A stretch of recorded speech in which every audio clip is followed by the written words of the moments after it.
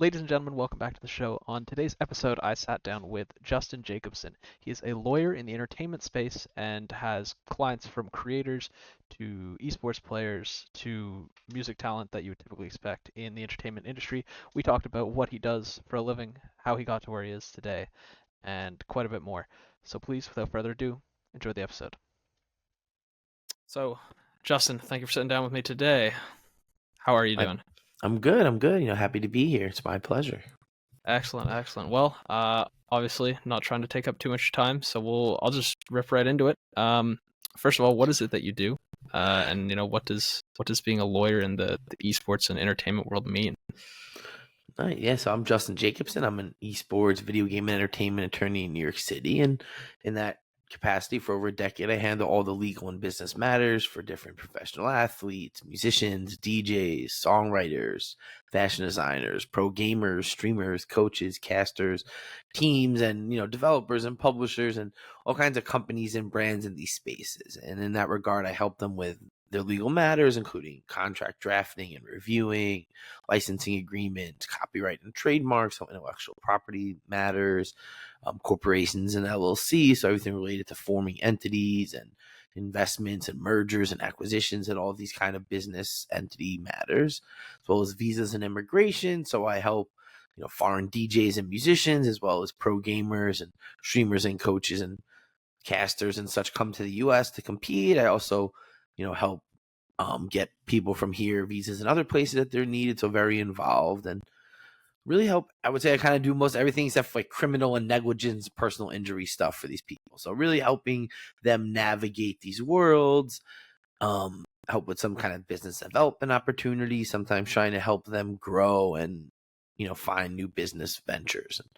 Additionally, I'm also very involved in academia. I teach esports and video game courses at a few different universities, including University of North Carolina, Wilmington, Post University, and Harrisburg University, as well as teach media law at CUNY Hunter College, and also involved in some other schools as well. And I actually wrote a book on esports law, the essential guide to the business and law of esports and professional video gaming. So it's actually something I use with a lot of the courses I teach and really try to involve on all aspects. So the book, I think, gives a really good cross section of the kind of legal issues that these kind of individuals in this, gaming esports space encounter. And it really kind of mirrors a lot of stuff that I handle on their behalf.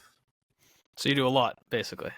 Yeah, it's definitely a lot. You're like I said, you're able to come to me and really kind of handle a lot of the aspects that you need on a full project. And if there's certain specialty matters, obviously, work with other agents, managers, other attorneys in certain fields. But for the most part, you're either working directly with the client or whoever it is. Do you have a favorite industry type of client type thing?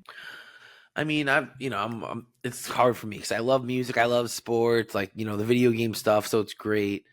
But I just think that it's so nice to be able to I kind of sit on the intersection of a lot of these. So I work Yeah. with like some musicians that are involved in the gaming space, some athletes that are involved in the gaming space, and to me, I think that's some of the most enjoyable stuff is being able to advise an athlete on how to build a gaming vertical, what they can do to build a team or Twitch or whatever they're trying to do. So that's some of the stuff I enjoy, but being able to kind of work in these entertainment worlds overall was great. New York Fashion Week and fashion stuff's awesome. Going to art events is always cool. I'm, a big fan of street art and stuff. So it's really cool to, you know, see what's going on here in New York and, other areas.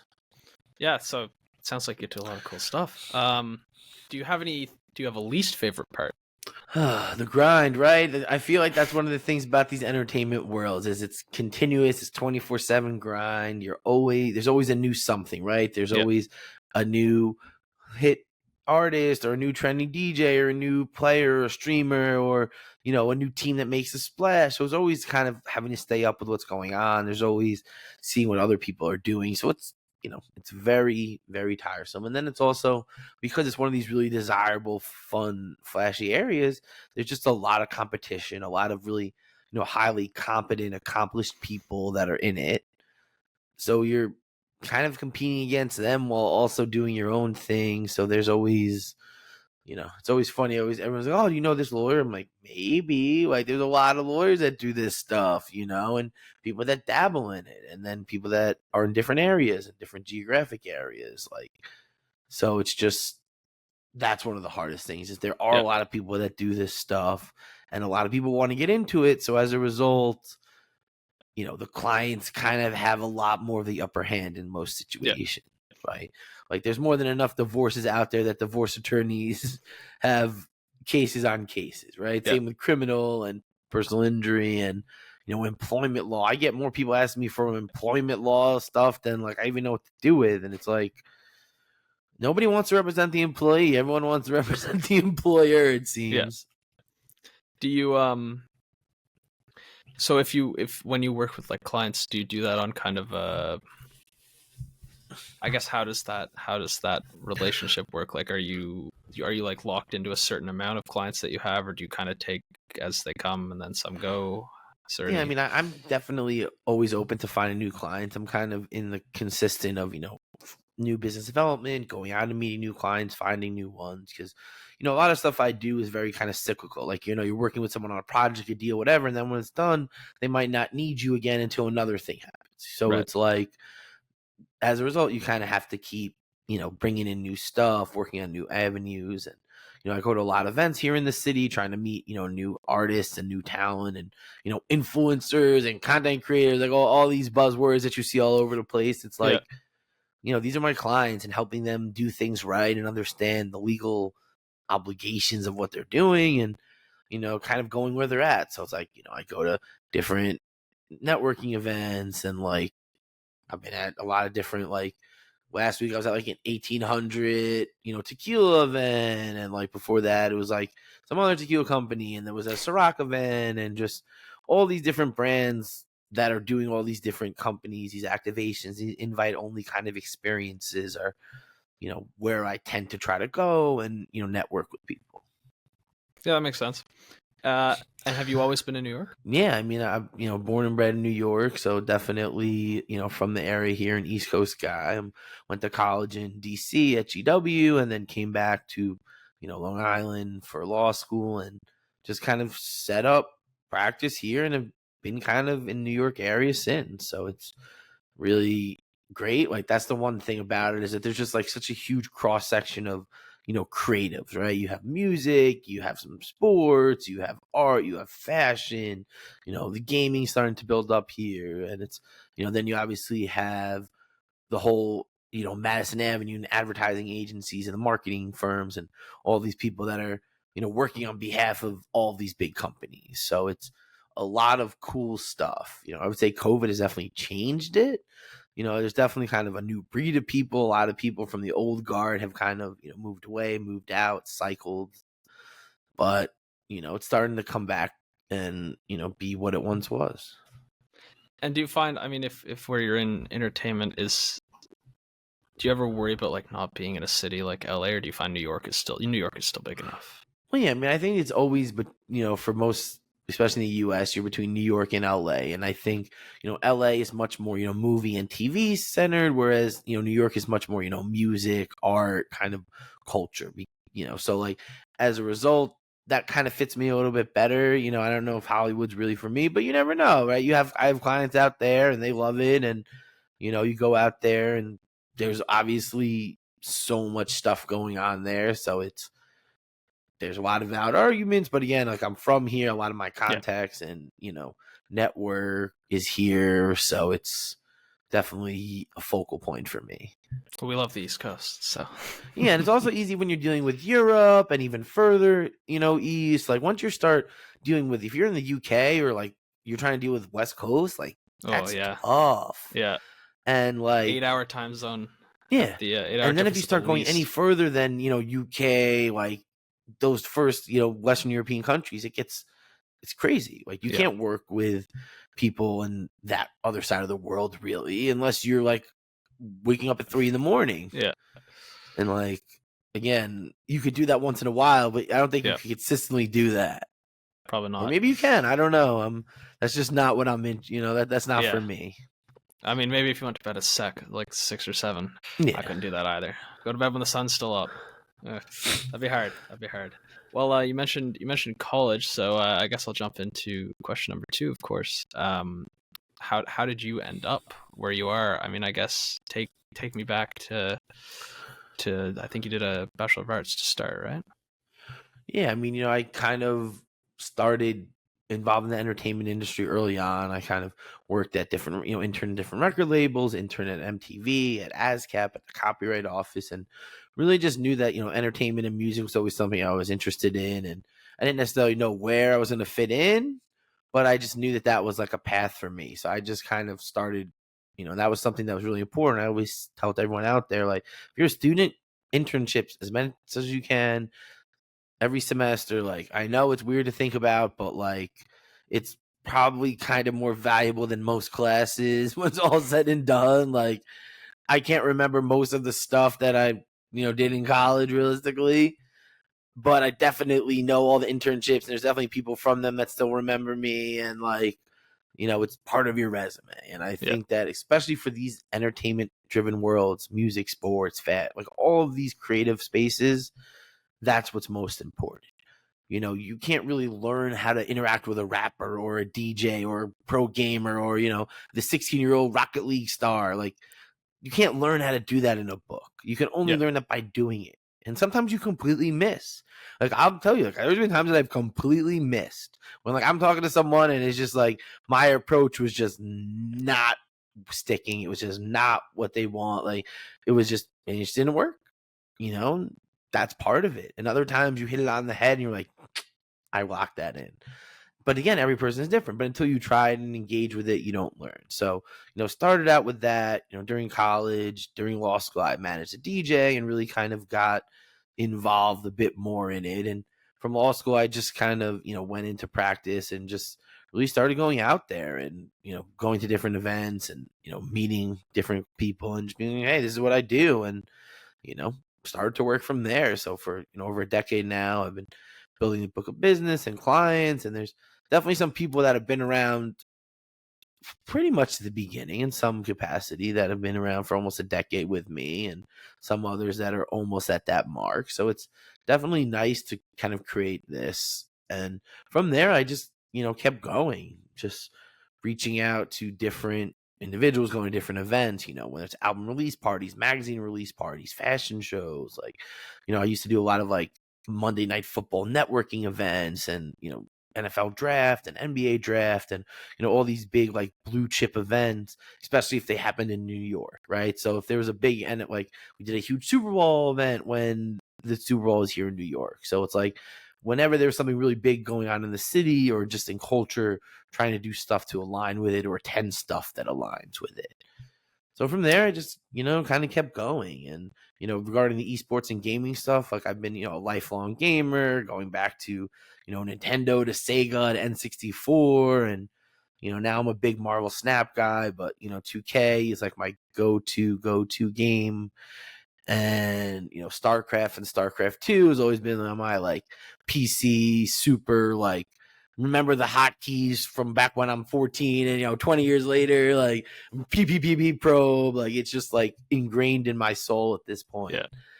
The hotkeys for Protoss at least. And it's just from there, that was always kind of something that I did with my friends and just kind of part of my pastime. And about 8 years ago, I really started to notice what was going on in, the esports space and the gaming space at like a really high level, in North America and the US. Like being a StarCraft guy, I always knew that it was really big in South Korea and Asia, and that there was like a huge following and celebridom related to StarCraft players and StarCraft 2 players. And I was familiar with that. But it wasn't until around this time that I really started to see it growing here and started to see the amount of money that, individuals were making and what was going on and the kinds of people that were getting involved in it, and kind of research the space and notice that a lot of, especially the attorneys and people advising the talent and the teams and all the companies were very similar. They had very similar backgrounds and expertise and network. And, I was very different from them. I came from a totally different background, from the more traditional music, sports, entertainment stuff, and just had, being in a different location, different network, different approach. And I just kind of jumped right into it. And I just, started to work with some agents on behalf of their players to, kind of learn about working with the talent and about the agreements and kind of how you deal with the teams and kind of all these things that go into the negotiation. And kind of after that, I kind of just, went out on my own, started to do it and just working directly with, players and teams and coaches and, just different talent. And really been doing that for the last few years, very involved in, some, talent development stuff, helping them grow. And, at this point, it's just kind of helping these select, celebrities, influencers, whatever they are, handle their business properly, grow, do what they need to do so that they can succeed. Like I had somebody call me like a week or two ago, and it's like, he had this song that like went mega viral, had millions of Spotify, millions YouTube, da da da da. Like, yeah, it's this like big deal that someone's trying to give him. And it's like, he didn't realize that he didn't get rights from the producer. He didn't realize there was a sample, uncleared sample in the track. And now you have a worthless track. But the problem is that you made all this money on this track before you realized it. So you're really sitting on a lawsuit. And anyone that takes this song is literally signing themselves up for a lawsuit. So but that's not usually what people want to hear and not usually what paying customers want to hear. But again, your job is to make sure that you do the right thing, because if you would have signed that and they would have done due diligence and they would have found this song, they would have, got rid of the deal. Or if worse, they would have released the song, started monetizing it, and now the person who produced it or the sample, now you could have real damages. Like imagine if you got that song placed in a movie or a movie commercial. Things start adding up really quickly, and this is stuff that you could have avoided if you had done things properly. And that's kind of where I hope to fit in and where I found a need, especially in this gaming and content creator world, for it. So after law school, you went into, did you do like kind of jumped around working for different companies before starting your own? I kind of just started a firm working with some people and just have been doing that since. Oh, so you just started right off the rip? Yeah, I just started right off the rip. Nice. Well, it seems like it's gone well. Yeah, I mean, it's definitely, you need certain capabilities and network. Like I said, like I was already very involved in the entertainment space before I became a lawyer. So I kind of was already developing, connections and a network and, the ability to connect with other people that might make sense. So, it definitely isn't easy. It isn't easy now. It wasn't easy then. And maybe it'll, I don't know if it'll ever be easy, but again, it just seems that, that's kind of, where I'm supposed to fit in. Awesome. Well, I guess in closing, if you had someone who maybe was about to start school or halfway through school or done school a while ago and maybe wanted to, go to law school, be a lawyer in entertainment, what would you say? What would you say for advice to them? It's a grind, but if it's something you're passionate about, something that like you feel like this is what you want, like it's not what you think. It's not like Entourage. It's not like you're like kind of going to all these, you have celebrity on celebrity coming to off of it. Like it's just not like that. Yeah, there's cool stuff. There's cool things about it.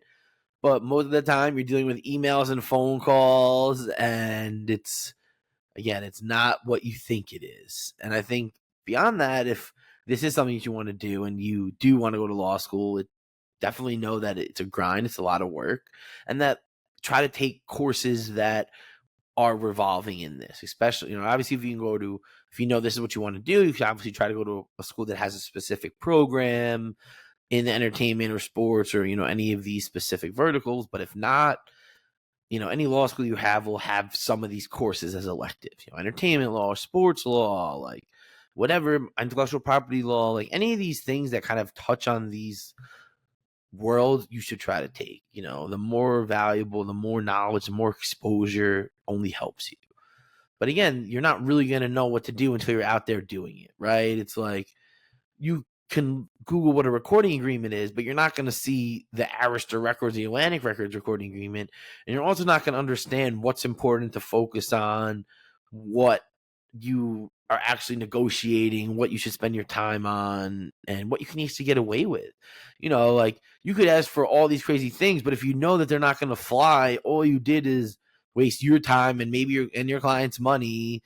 And sometimes, like if I open an agreement and it's like so much red, I don't even read it. I'm like, this is going to be a pain. Like I don't want to. This is going to be a problem. And I've had it happen the other way, where a lawyer's like, yo, I can't spend this much time on this deal. Like you want too many things, go back, siphon it down, and otherwise, like, we're going to pass. And it was just like, okay, well, these are the 5 most important things, but we can punt 2 of them, but we need these 3, right? But again, if you don't understand or you're not, weary, you would either just be like, hell no, I need everything I want. Like, don't tell me what I could do. And there are lawyers that think that, that's how it works. They think that Ari Gold is how you actually negotiate. And let's be real, if anyone's seen Entourage, that's not how you actually negotiate. And that's not going to get you a successful resolution. And someone on the other side is just going to laugh at you. Like if someone, was screaming at me like that, I would just be like, interesting, have a good day, and hang up the phone, and like that is the way you deal with someone like that. So understanding what you can fight on and what is worth giving, and then explain to your talent or your client, like, oh, well, this is not, like, yeah, we could fight on all this stuff, but ultimately it's going to blow the deal up. So like, do you want to make the deal? And if these are the 3 most important things. Now, if we at least get 2 of them, then that's a home run, right? If we get all 3 of them, that's the grand slam, but at least we can really focus on these. And that's kind of the finessing of this, is again the combination of the doing, and then the final element of like the networking and being out there and building this experience. And whether it's going to industry events, conventions, conferences, just random networking events that you might see. If you're looking at law school, local bars, local law schools, they all have these kind of networking events. There's all the stuff you can find online. There's even virtual networking stuff, like sure, if you ever scroll through LinkedIn, you see sometimes these virtual networking events, and it's like, go and meet people. And especially as a student or someone that's interested to learn, most people are really willing to help you. So I think knowing what you're getting yourself into is important. Knowing that it's a super uphill battle because it's one of those really fun areas, but knowing that you can build your own path, but you have to be willing to do it. You have to understand that you need to take internships all the time, fall, spring, summer. Like you need to be building a resume, and the final thing to bring it all together is, when you're, as someone who's looked at a lot of these resumes, hiring interns for, my law firm and such, I can tell who's in this and who should be here and who gets it and who's not. If you worked at a judge and you worked at this place and this, and you worked at a personal injury firm and a family law firm and all stuff, that's all great. But really none of that has any relevance to what we're doing.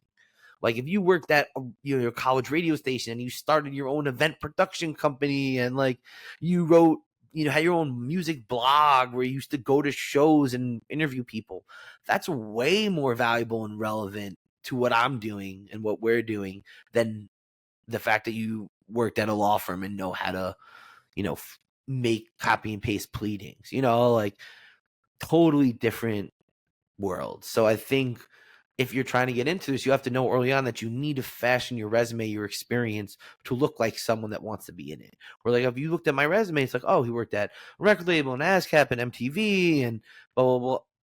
That looks like someone that's trying to be in it. And that's how you kind of build to get these opportunities. And obviously the first one's always the hardest, right? It's always that first one is always the hardest. But you got to figure out anyway, even if it's your own. Like you said, like if you like going to live shows, start your own blog and just start doing it and go to local shows and reach out to the promoter or the artist after, or someone looks like they're the manager. Be like, hey, like, I started this local blog. Like, I'd love to interview the artist. Like, boom, now you're an interviewer. Now you're learning how to engage with the artist. Now you're meeting people. And who knows, 2-3 years later, these people could be somebody and now you could be their lawyer. But it's just like, there's just so many ways that you have to think about it, and that is what makes this all so unique. Awesome. Well then, last thing is where can people find you? So everyone, definitely follow me on Twitter, Justin JESQ, or check my website, JMJESQ. There's a lot of articles and my contact info and everything there. And, I'm always happy to connect with people, and always looking for people that need help to do these things right. So definitely appreciate you having me. Awesome. Well, thank you for coming on. I will link all of your info down below, and thank you. Perfect. Thank you.